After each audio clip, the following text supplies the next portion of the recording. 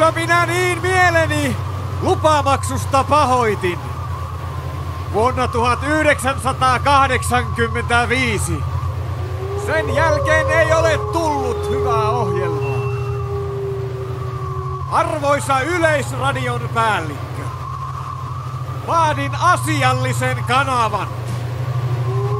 Alatte näyttää ohjelmistoa vuodesta 1964. Sen verran voitte leikata, että jätätte ne risupartaisten lasten taistelulaulut pois. Ja tilalle maakuntaviestihiihtoa.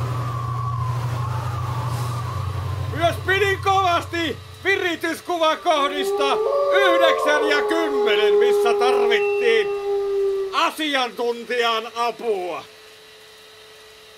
Minkälainen se on se virityskuvan asiantuntija? Mitä on Miniä mieltä? Mahtaakohan tää oikein toimia? Tästä tulee helvetin hyvä. Mahdottoman hyvää tulee. No niin, kiitos. Pistetään poikki. Lähdetään tauolle.